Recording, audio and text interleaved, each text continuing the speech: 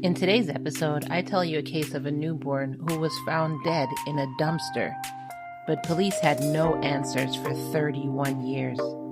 Did they finally find out what happened? Let's get into it. Welcome everyone, welcome lambs to Love and Murder, Heartbreak to Homicide, your midweek mini edition. I am your host Kai, and I just want to thank you for joining me. If you're new here, please get comfortable, listen to this episode in its entirety, and if you like it, go ahead and hit the subscribe button so you don't miss any more episodes. If you're a returning lamb, thank you so much for supporting the show. Before we begin, I want to say that this episode and all my episodes are sponsored by my lambs in Patreon, patreon.com/Love and Murder. If you want to be a sponsor and a supporter of Love and Murder, then head on over to our Patreon, become an exclusive lamb, get bonuses and extras, and support Love and Murder. Patreon.com/Love and Murder. Now, without further ado, let's get into this midweek mini. On April 17th, 1992, a horrifying discovery was made in the small town of Picayune, Mississippi. If I said that wrong, please let me know in the comments below. While a local farmer was going through the dumpster to find food for his animal, food scraps to make food for his animals, he found something that would probably make him stop going through dumpsters for the rest of his life. Inside a garbage bag, wrapped in a towel with other trash, he found the lifeless body of a newborn baby girl. The man called 911, and when police arrived, they immediately started an investigation. The body was sent to an ME for autopsy, and it revealed that the baby was around 3 weeks premature. It also revealed that the baby had died because of perinatal asphyxia due to smothering. And the ME classified the case as a homicide. I can't even fathom that. Do you know how small just a regular newborn is, let alone a 3-week premature newborn? And the cold blood in your veins looked down at that innocent, precious little baby and smothered it and then threw it in the trash in a garbage bag like it was... This is why I had to stop watching the news when I had my baby. I couldn't. So police started an investigation, like I said, trying to find out what happened, who did this. But despite the efforts of the Picayune Police Department, the investigation went cold. The problem is, even though they did collect evidence at the crime scene, including a few very important items that they believe could lead them to the people responsible, without the DNA technology we have today, there was no way to actually be able to find these people. So, unfortunately, this case became a cold case, and years and years and years passed by.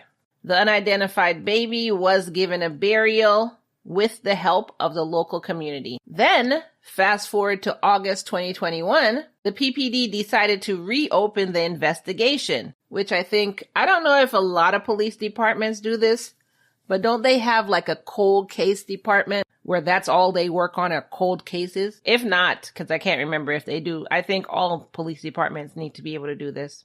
So, in 2021, there are new advances in DNA technology, so this actually offered hope. With the help of the Mississippi Bureau of Investigation and a special agent with a grant to fund forensic genetic genealogy testing, the team was able to get to work.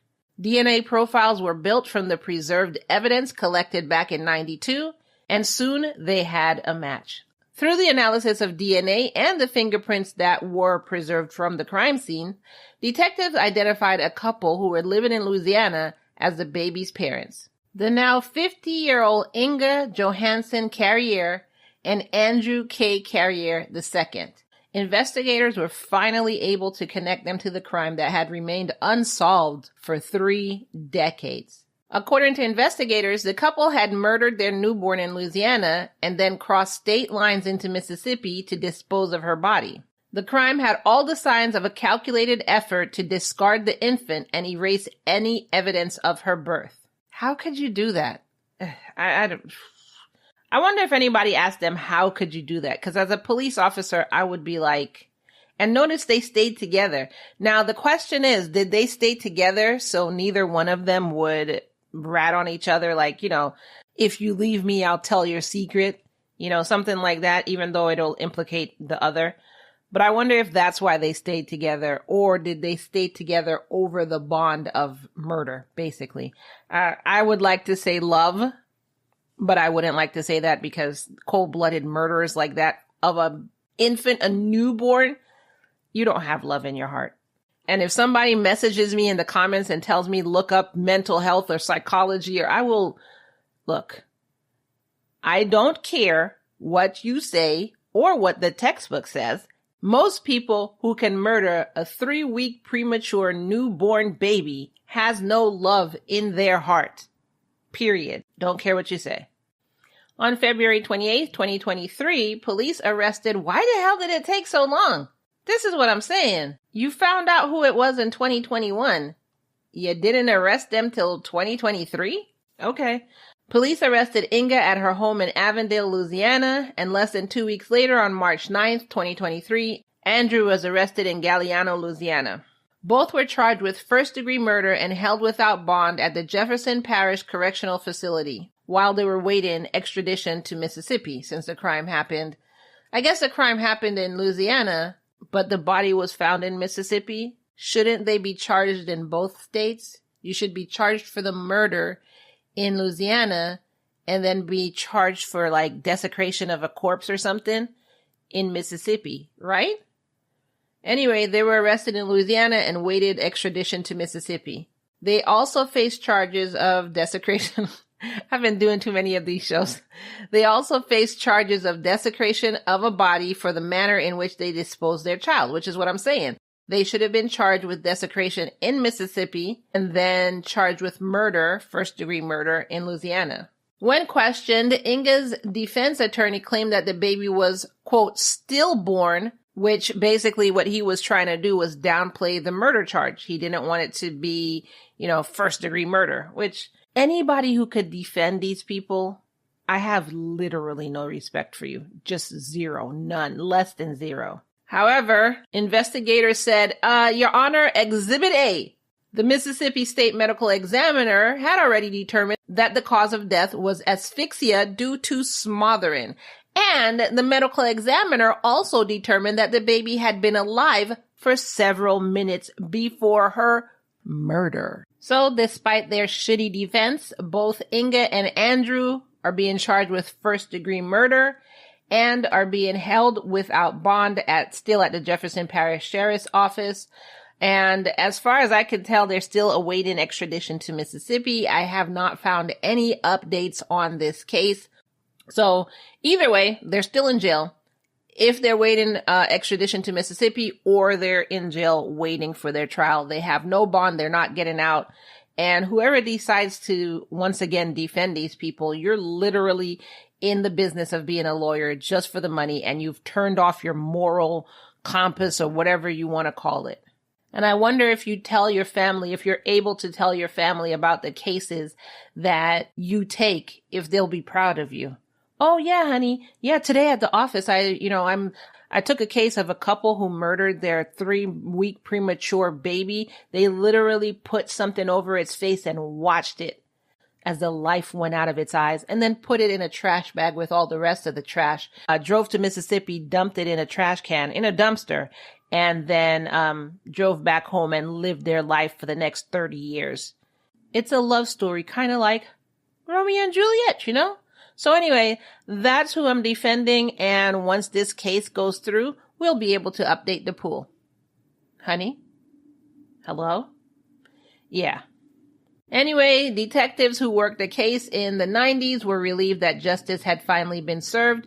Freedy Drenham, a former investigator, said, quote, I'm just glad it's brought to a conclusion. I didn't care who brought it to a conclusion. I just wanted to see it. And the Louisiana State Police stated in a press release, quote, this breakthrough in the case is a testament to the advancements in forensic technology and the dedication of law enforcement agencies to bring justice to victims and their families. And that is the case of 2 horrible, no good, very bad human beings who brutally murdered a freaking 3-week premature baby. Yo, I wish, okay. I'm going to let it go. Let it go. Let it go. All right. And that is the case of these two assholes. What did you think about this case? I will try and keep up with this case and give you an update if there's ever an update. As you know, sometimes we're not privy to this. But if I do see an update and when their trial starts and what their sentence is, I will definitely let you know. But let me know your thoughts about this case in the comments below. And speaking of your comments, let's get into the comments that were shared with us on previous Wednesdays. So Christina Bobo left a comment for the Chanel Burns episode. If you missed that episode, you can catch it. The link is in the show notes below. She said, "Not me singing along. In West Philadelphia, born and raised. You are too funny." I'm sorry. I do tell people that I speak sarcasm and movies and music and quotes, stuff like that. I just try not to do it too much on the show because, it's a show about murder.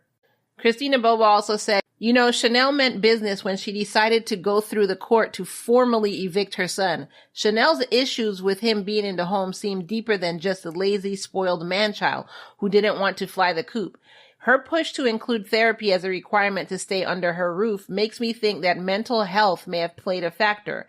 I wonder if there were any past altercations or violent outbursts, or if this was just a standalone incident. Even his actions immediately after barbarically ending his mom seemed a bit off and psychopathic. Strangulation is so personal. How could any sane person do that to their mother?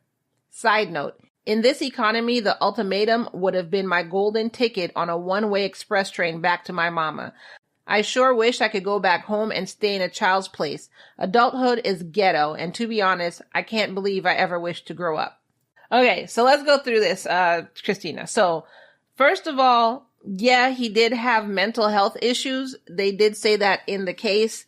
If I remember correctly, his mother said he wasn't taking his meds. So part of the condition of staying home was to go to therapy. She would pay for it, and he had to keep up with his therapy, and he had to take whatever meds were prescribed to him. So that does lead me to believe mental health was the issue. They didn't go into what his diagnosis was, so I don't know. You did make me think, though, if there were any past altercation. But remember, one of the things that she said was another condition of staying home was to speak respectfully to the family. So maybe there weren't any physical altercations, but there were verbal altercations, many of them to the point where she put them in his stipulations for staying home. And yeah, strangulation is so personal. Imagine these people in this case that I just did, Inga and Andrew, they smothered a newborn. That newborn probably fit in the palm of their hand. They had to find a way to smother this newborn. Yes, that is personal. These Inga and Andrew should go under the jail. Okay. I'm moving backwards here. We're talking about Chanel. Okay. But yeah, strangulation is so personal. You sit there because it's not like the movies where it happens in 3 seconds. You got to sit there for a good couple minutes choking this person and fighting them because, they're fighting for their life. So it's kind of hard. And you have to sit there for a couple minutes watching them die. And even after they pass out, you still have to keep holding on because just because they pass out doesn't mean they're dead. It just means they passed out. So you're still holding them after they've stopped moving. So that is very personal. That is very psychotic. That is insane to strangle somebody. So yeah, something was wrong with him. And as for this economy, girl, I always say, I wish I could stay at home where, suddenly the clothes are folded and in your drawer and the fridge is full and you just like grocery money. What is that? You just put on a grocery list that you need something and it appears in the fridge. Dinner's always there, like the house is a roof is always over your head. But yeah, everything is there for you. You just wake up and sometimes breakfast is even waiting for you. Dinner's waiting for you. But yeah, if you're a grown person living in your parents' house, the least you could do is like keep the house clean, keep food on the table, help with groceries, help with utilities. You know what I'm saying? Don't just be a bum. But anyway, that is all I have for you today. Don't forget to leave me a comment on this episode. Let me know what you think about these freaking jerks, Inga and Andrew. Like I said, I will try and keep you updated. And before we go, if you want to be a sponsor of Love and Murder and help us stay on air, then be sure to head on over to our Patreon where you can get something, which you'll get case extras, pictures, videos of the case, bonus episodes, stuff like that, for helping out Love and Murder. Patreon.com/Love and Murder. Or if you just want to do a one-time thing, you could definitely go to Buy Me a Coffee, which I usually say buy me an apple juice because I don't like coffee. My entire family are coffee drinkers. I am literally the black sheep. I don't like coffee. I don't like the taste. I don't like the smell. So buy me an apple juice. The link to that is in the show notes below, and the link to our Patreon is in the show notes below as well. Another way to help us is by supporting one of our sponsors. So, I'm always saying BJ's, murderandlove.com/BJ's, murderandlove.com/audiobooks, murderandlove.com/simply with an I, safe 50. So either one of these does help Love and Murder out. And also a free and easy way of helping us out is by simply sharing this episode. It takes only 30 seconds. So go ahead and hit share on whatever platform you're listening to. And we have a saying here that you can share it with everyone you know and everyone you don't. So go ahead and hit share and share it with all your friends and your family in your text messages. And also go ahead and share it on your social media. You could also go to the Lamb social media and just share clips on your Instagram, on your YouTube, on your TikTok. That is all I have for you today. And I will see you in the next episode. Bye.